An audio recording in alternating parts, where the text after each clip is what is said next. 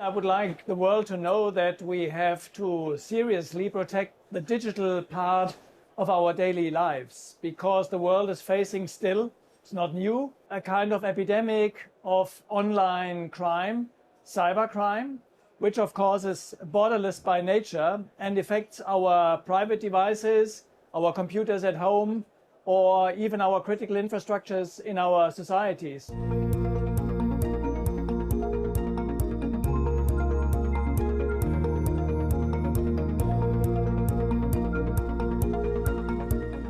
The Global Cybersecurity Forum brought together leaders from more than 80 countries.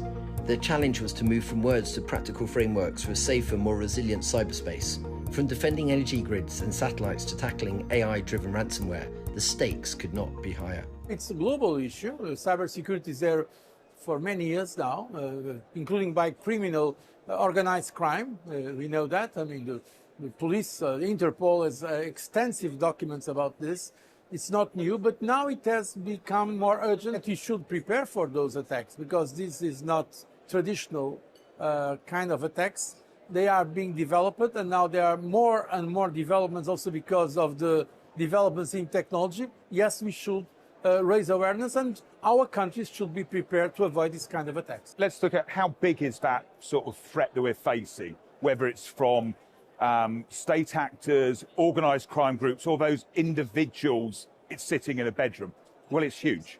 What we've seen in cybersecurity element side on cybercrime is the returns on cybercrime are going into the trillions, effectively. The threats are everywhere, and I'm not looking to scare everybody here, far from it, but once you connect a device to the internet, there's a potential vulnerability that you're connecting to as well.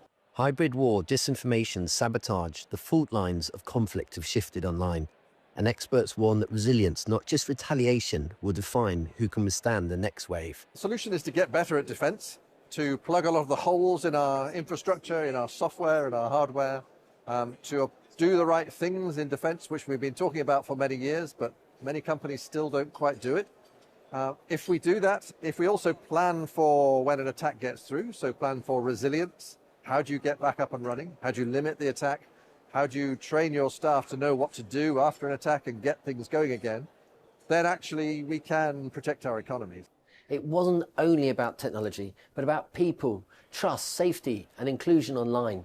The forum highlighted that the future of cyberspace depends as much on human cooperation as it does on code. We always think about the technology, the investment in infrastructure.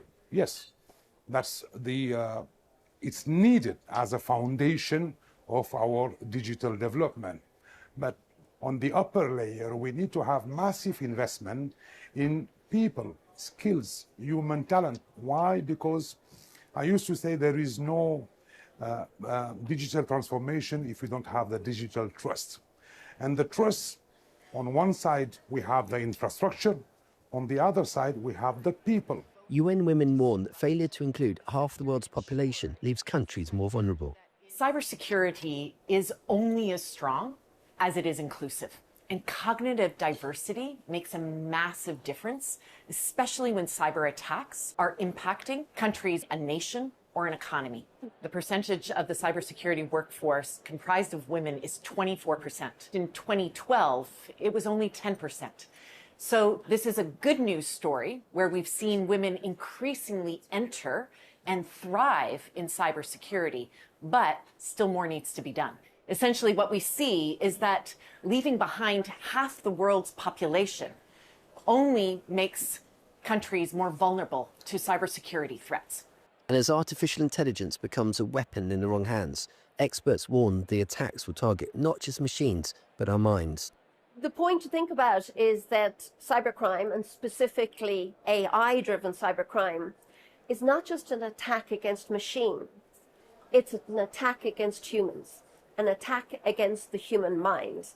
And we are going to have to upskill at scale to deal with this attack. From hybrid war to human vulnerability, the message from Riyadh is clear. Cybersecurity can no longer be treated as a specialist technical issue. It demands resilience in our infrastructure, investment in people, and inclusion across society. Because in a hyper-connected world, the next battlefront may be just one click away.